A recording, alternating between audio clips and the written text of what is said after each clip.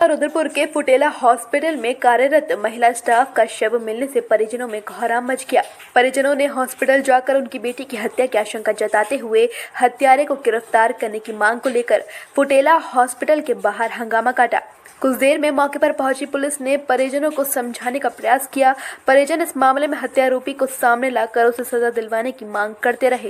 काशीपुर में जसपुर रोड स्थित global institute of pharmaceutical education and research में छात्रों को डी फार्मा, बी फार्मा और फार्मा जैसे कोर्सेज उपलब्ध कराए जाते हैं।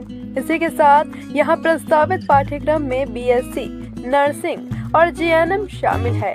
एक बार यहां विजिट जरूर करें। अधिक जानकारी के लिए दिए गए नंबर पर संपर्क करें।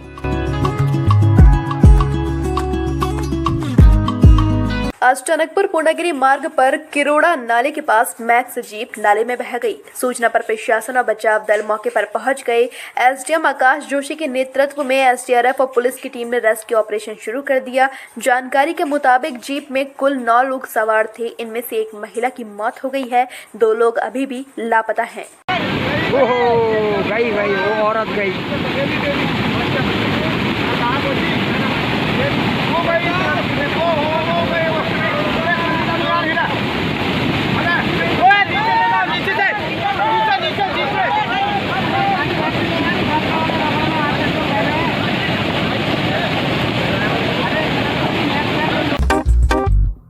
क्यों चैंपियन, कैसी थी तुम्हारी आज की रेस?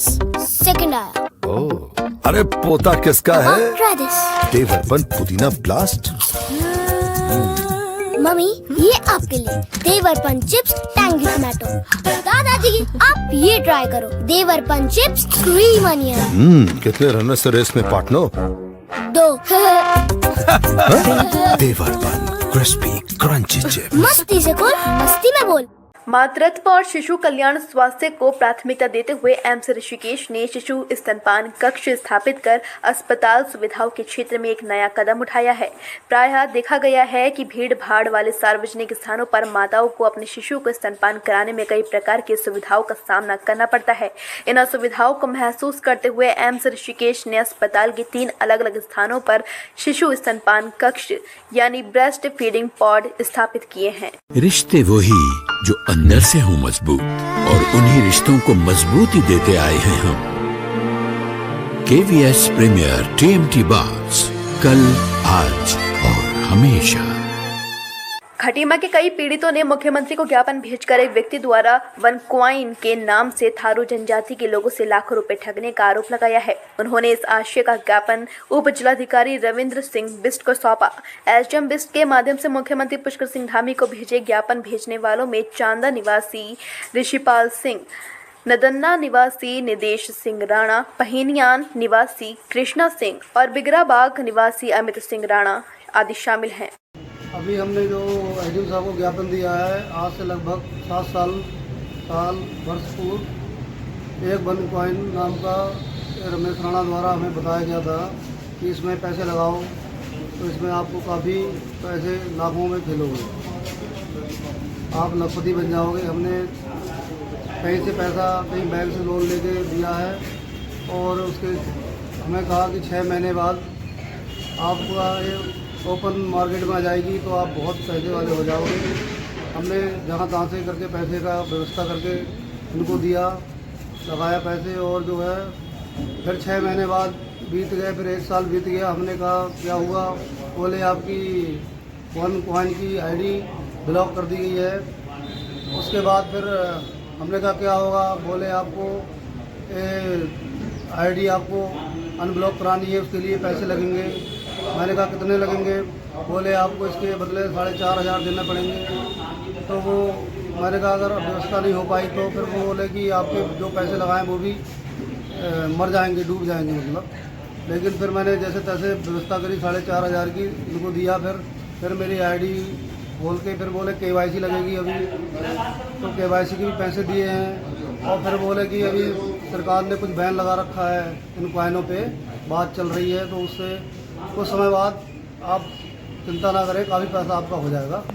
थारू जनजाति के कुछ व्यक्तियों द्वारा मेरे को शिकायत दी गई है और एक ज्ञापन दिया है माननीय मुख्यमंत्री जी को, जो हम उचित माध्यम से पहुँचा दें। उनका शिकायत ये है कि कुछ वर्ष पूर्व किसी व्यक्ति द्वारा वन क्वीन नाम की कोई स्कीम चलाकर इनसे लाखों की ठगी और धोखाधड़ी की है।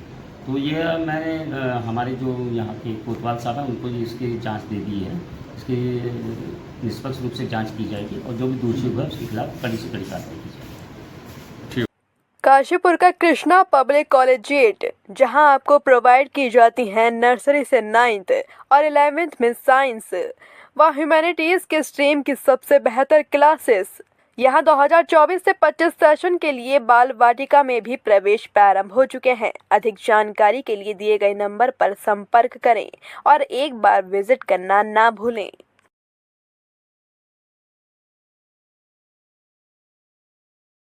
मंगलभूमि टाइम्स के प्रधान संपादक जसपाल सिंह चड्ढा के बड़े पुत्र गुरप्रीत सिंह चड्ढा का आज तड़के अचानक हार्ट अटैक पड़ने से आकस्मिक निधन हो गया।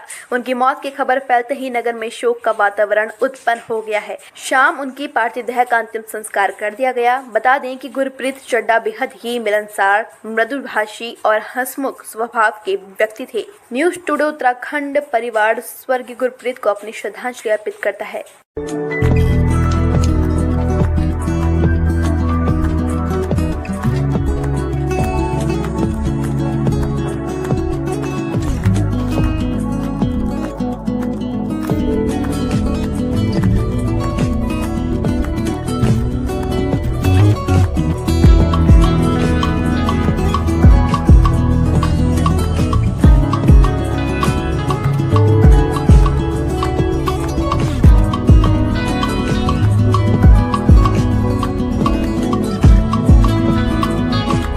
काशीपुर में बहुमंजिला पार्किंग बनाने की कवायद शुरू हो गई है। इसी के चलते आज जिलाधिकारी उदयराज सिंह की अध्यक्षता में काशीपुर में बहुमंजिला पार्किंग बनाए जाने हेतु जिला कार्यालय में बैठक आयोजित हुई। जिला विकास प्राधिकरण द्वारा बहुमंजिला पार्किंग अपर पुलिस अधीक्षक कार्यालय काशीपुर का ध्वस्तीकरण कर बनाया जाना प्रस्तावित है। अपर मुख्य सचिव आनंद वर्धन के नाम पर साइबर ठग ने प्रॉपर्टी डीलर से 8 लाख की मांग की, जिसके बाद प्रॉपर्टी डीलर का कर्मचारी बैंक में रुपए जमा करने पहुंचा। इस दौरान अपर मुख्य सचिव को जानकारी होने पर प्रॉपर्टी डीलर को रुपए जमा करने से रोक दिया गया। अज्ञात आरोपी के खिलाफ साइबर क्राइम पुलिस स्टेशन में मुकदमा दर्ज किया गया है। पुलिस मामले की जाँच कर रही है।